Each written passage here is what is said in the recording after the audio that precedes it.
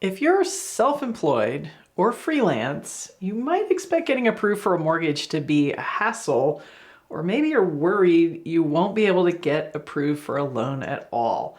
The mortgage process is different when you're self-employed, but it's far from impossible, and it definitely doesn't have to be a headache. The secret is in knowing some things and then using those things to plan ahead. And planning ahead is always important, but it is extra important when you're self-employed. So I want to show you how to look at your income through the lens lenders use when they qualify you for a loan. And then once you can see your business and income the way your lender will, the lending process makes so much more sense, and it's a lot less frustrating, and you can plan effectively. This video is the first of a playlist that'll cover all the details you need to successfully navigate the mortgage process when you're self-employed or you're a freelancer. With these videos, I'm doing my best to pull the curtain back and demystify the paperwork and the process. And I'll even get into the nitty-gritty details and show you exactly how lenders analyze income tax returns. And I know how boring that sounds, but there is magic in those details, including ways that you can maximize your loan qualifying income so you can buy a house you love while minimizing your tax liability and paying a little less to Uncle Sam. So please like and subscribe and turn on notifications so you don't miss out on any of this information. And because your business and situation is unique to you, I'm sure you'll have questions beyond what I could cover in these videos. So I want to emphasize that I'm available to answer your questions in real life too. I've got decades of experience helping clients who are self-employed in pretty much any line of work and with any kind of business you can possibly imagine. My contact information is in the caption below, and I really would love to talk. So let's start by taking a second to define who, from a lender's perspective, is actually self-employed. You'll often hear tax documents used as a proxy for employment status. So someone might say, I get a 1099 as shorthand for I'm self-employed, or I'm W-2'd, or I get a W-2 as shorthand for I'm not self-employed. And if you're a partner in a family business or maybe a professional practice like an architecture firm or a law firm or a medical practice, you might be paid your share of profits on a document called a K-1 with no taxes withheld. And because of that, think of yourself as self-employed. But don't fall into this trap. These documents often align with the status you'd assume most of the time, but there are a lot of exceptions. The real definition of self-employment for lending purposes is your percentage of ownership. If you own at least 25% of a business, you're self-employed, even if you're on payroll with a set salary and you get a regular paycheck and a W-2. And if you own less than 25% of a business, you're not self-employed, even if you're paid your share of profits on a K-1 with no taxes withheld. Now, I should actually add as an aside, profits on a K-1 are subject to a couple of extra rules that usually only apply to self-employed income, and I'll talk about those in a little more depth in another video in this playlist. And freelancers, your world gets a little tricky. You may be treated as self-employed even if you get some or all of your income through wages that are paid on a W-2. And I'm going to take a deeper dive into how we make freelance income, which is a little bit of a square peg, fit into loan guidelines, which are definitely a round hole in yet another video that I'm going to record. So lots of videos planned on self-employment and freelance income. But before you jump into any of that other content, we really need to lay a foundation and talk about some principles that apply universally to all types of self-employed income. Before approving your loan, before saying yes to your application, your lender is required to analyze a number of factors. And I'm going to give you a little list here. I'm going to run through them, and then we'll dive a little deeper into each one of them. So one is the stability of your income. Another is the ability of your business to continue to generate and distribute income. The location and nature of your business, the demand for the product or service that you offer, and the financial strength of your business. And these concepts are kind of critical to keep in mind as you go through the loan process, because they're the logic behind what are a bunch of black and white loan guidelines that lenders absolutely have to follow. If something about your application doesn't meet the guidelines for the loan you've applied for, the loan you've requested, your lender has no choice but to turn down your loan. But guidelines can't cover every single contingency, and they aren't always totally black and white. So wherever guidelines are silent, or they don't address something, or they allow an underwriter to make a judgment call or an exception, your lender is going to follow these principles, and they're going to be kind of a point of reference or a guardrail that the underwriter is going to use to justify an exception or sign off on some element of your application that isn't explicitly addressed in the loan guidelines. Now, I keep mentioning these people called underwriters. If you think of your loan application as a court case, the underwriter is really the judge, and the loan guidelines are the law that the judge is bound to follow. But you wouldn't want to go into court without a good lawyer at your side, and that's where I come in. A loan officer like me is your advocate in the lending process. So just like a lawyer would be in your court case, they're on your side and representing you. So you should expect your lawyer, your loan officer, to ask questions about you and your business. And it would actually be a little bit of a red flag if they're not. You want a loan officer who's a little bit of a nosy Parker, because asking the right questions is going to help me learn what I need to know to help you paint a picture of a stable business that an underwriter can feel really confident is going to be there to pay your mortgage payment, which is what they're trying to assess, of course. And a key way that we can make sure that your loan process is really smooth and successful and boring in all the right ways and hassle-free is by identifying any questions that an underwriter might have and then answering those questions before the underwriter asks. Because underwriters are, I am not kidding when I say it, some of the world's greatest conspiracy theorists. If we let them fill in any blanks on their own, they will imagine the worst. They come up with some crazy stories. So we want to fill in the blanks for them by presenting the full story of your business and casting the best possible light on all those factors that the underwriter has to assess when they're approving your loan. So let's go back to some of those factors and dig a little deeper into them. And the first two are honestly the most critical.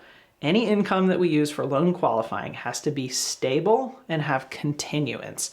And that's pretty easy to understand. Your lender wants to make sure that you can count on that income to pay a mortgage payment month in and month out for years to come.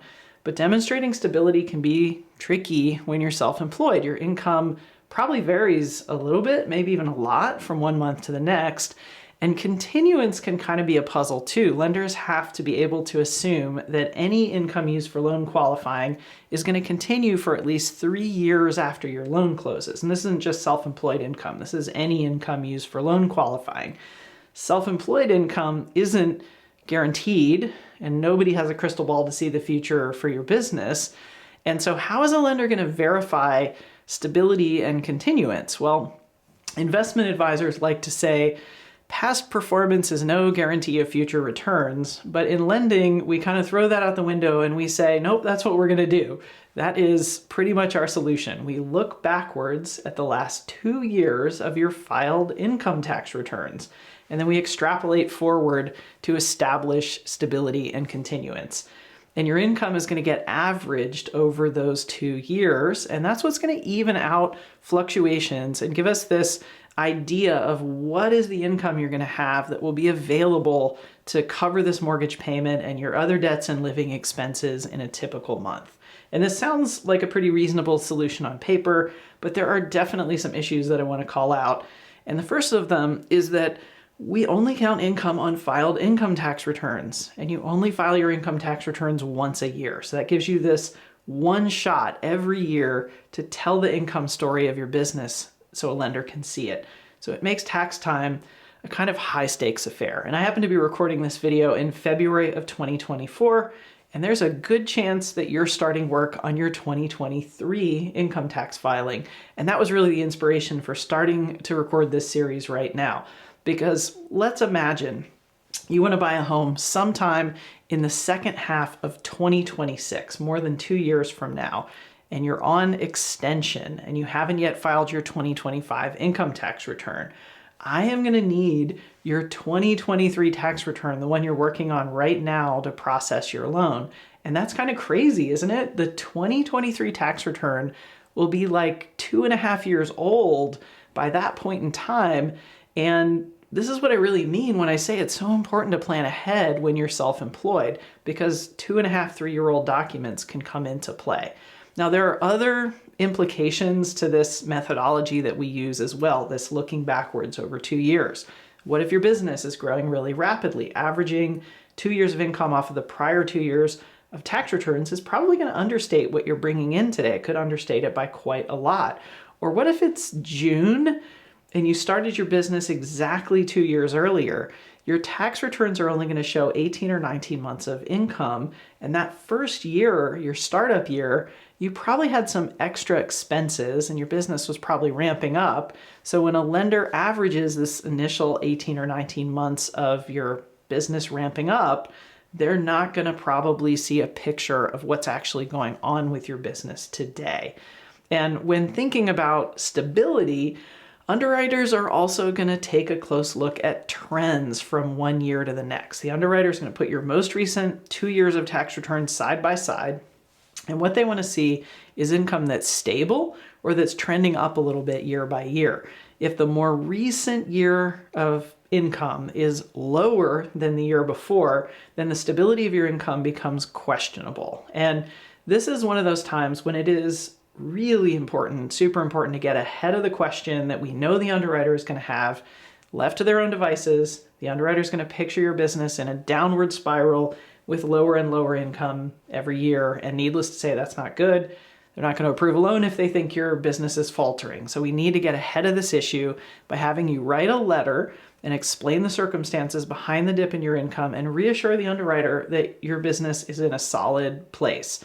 So maybe you reinvested profits into marketing or buying inventory, or you had some unusual expenses that were kind of a one-time thing in that most recent year. Or it could be that I've seen plenty of situations where there was a year of higher income in a prior year that was just weird. It was just an anomaly, and the most recent year was actually what's normal. And the underwriter just needs to understand that. So whatever the situation is, we've got to put the underwriter's mind at ease so they feel good about the health of your business and they trust that income to be stable and continuing. Once you're over that hurdle, the underwriter is going to take a conservative approach to calculating your income, and they're going to average just the most recent lower year of income. And if you've applied for an FHA loan, there's another rule that's really important to know. If your income declined 20% or more from 1 year to the next, comparing those two tax years, your loan's going to be underwritten under much stricter, more conservative manual underwriting guidelines. Now, although a 2-year average of income is really the gold standard, there are some exceptions. One is if your business hasn't been around for 2 years. Loan guidelines do often give underwriters the flexibility to make an exception to that 2-year rule as long as you've been self-employed for more than a year and your most recent year of income tax return shows a full year of self-employment. And to take advantage of this exception, you'll also need to have a history in a similar line of work, doing something similar or similar responsibilities to what you're doing with your business as a self-employed person. Another exception to the 2-year rule can be found in the guidelines for Fannie Mae and Freddie Mac and a few jumbo loan programs. If you've had your business up and running for at least 5 years, and we do have to be able to document that 5 years with a business license or something, your lender should only need 1 year of your income tax returns.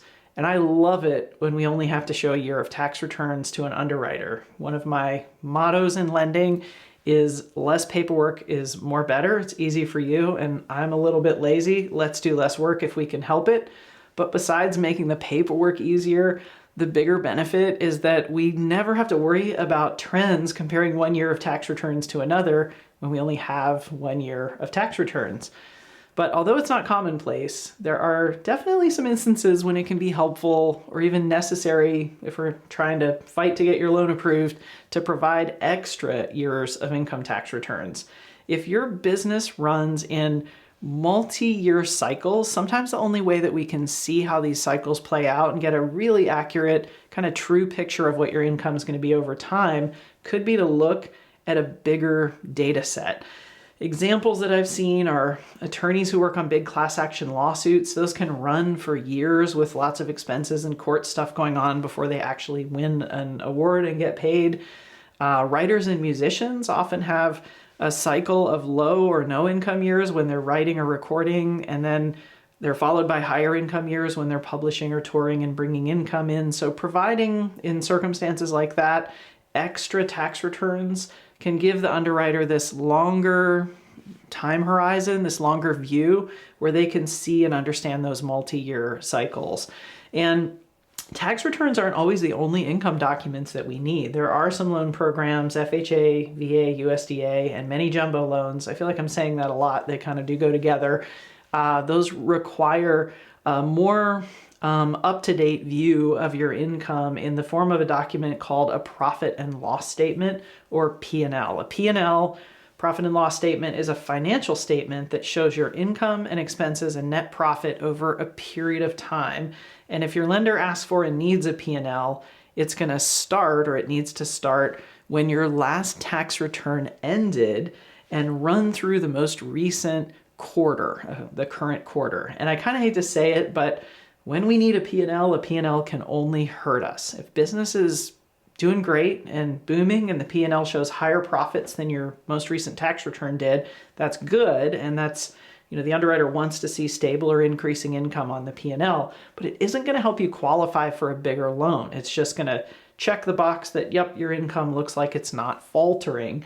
But if your P&L shows declining income, then the underwriter is going to start to ask all those same questions that they would ask if your tax return showed a dip in income. And the lower income on your P&L could reduce the amount you can qualify to borrow, or it could push an FHA loan over into those more conservative manual underwriting rules that I mentioned before. So all in all, I just cannot overemphasize the importance of establishing stability and continuance. If issues arise with either, what really happens is it messes up an equation we have to do. The income that we need to qualify you for a loan becomes a question mark. And that's really a problem, because to qualify you for a mortgage, we have to calculate a debt to income ratio. That's how we're going to determine the amount that you can borrow and spend. We literally divide your monthly debts by your monthly income. And we can't plug a question mark into that equation. And I guess while I'm talking about debt to income ratios, I'll just take a moment to mention that I have another playlist that is devoted to all things debt to income ratio. So you can check it out at the link I'll put above.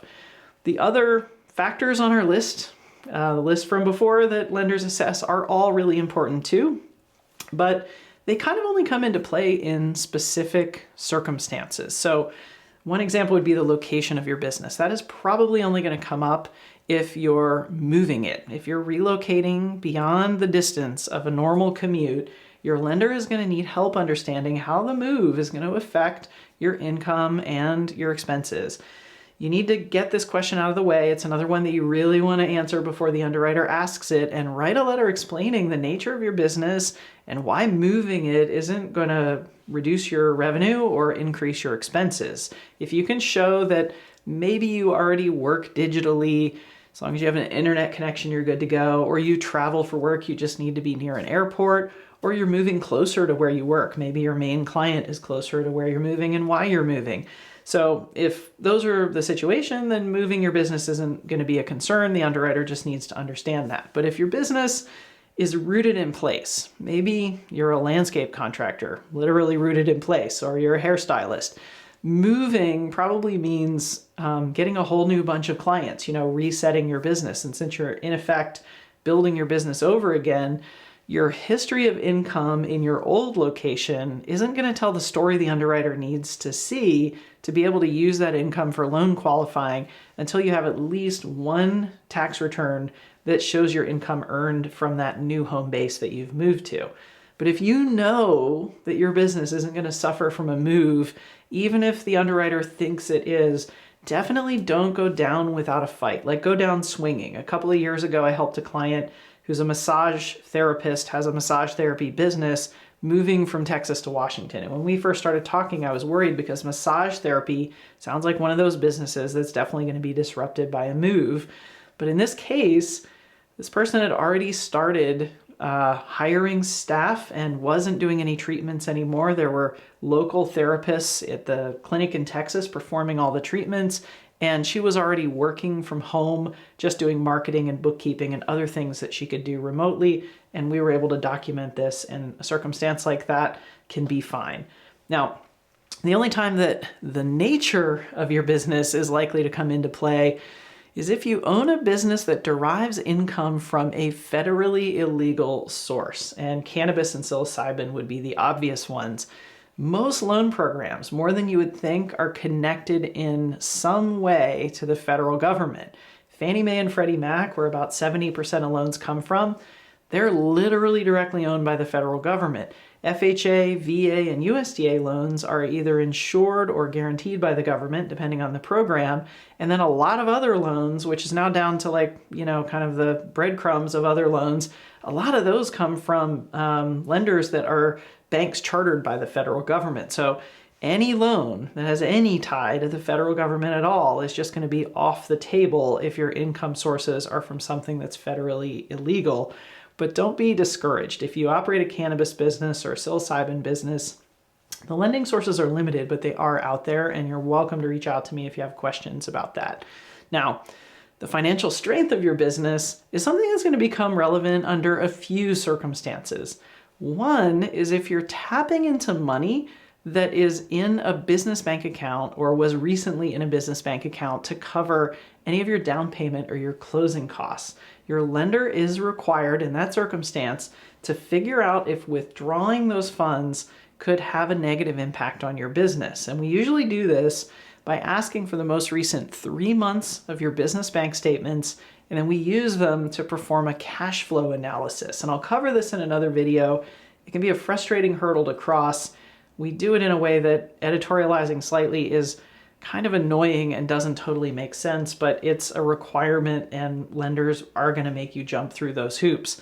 Now, assessing financial strength is also theoretically the reason why another set of loans, FHA, VA, USDA, and a few jumbo loans again, require a document called a balance sheet. A balance sheet is a financial statement that shows a snapshot of your business assets and debt and net worth at a moment in time. I've actually never seen a circumstance where a balance sheet created a problem with a loan. I suppose it could if maybe it revealed some giant debt that your business had, or maybe that it was deriving income from a federally illegal source or something like that. But in general, when we request a balance sheet, that's something that's more of just checking a box that we need to check in order to get your loan set up.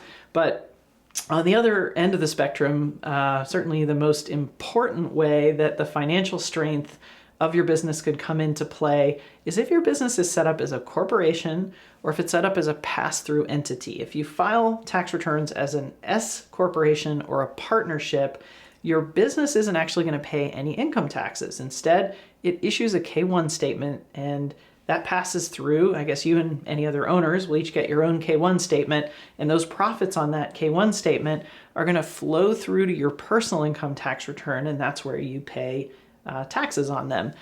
But just because a K-1 shows a profit and it passed through to you and you paid taxes on it, strangely, that doesn't automatically mean that the profit can be used as part of your loan qualifying income.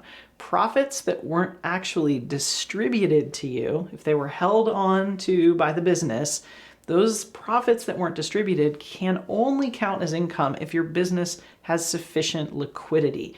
And if your business is a C corporation, a similar rule applies. A C corp pays its own taxes on profit, so it doesn't have that pass-through feature.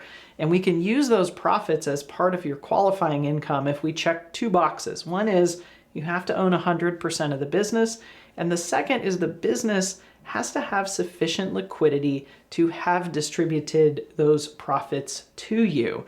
And liquidity analysis is a really important concept that I'm going to unpack in another video with some examples so that you can compare it to your own tax returns.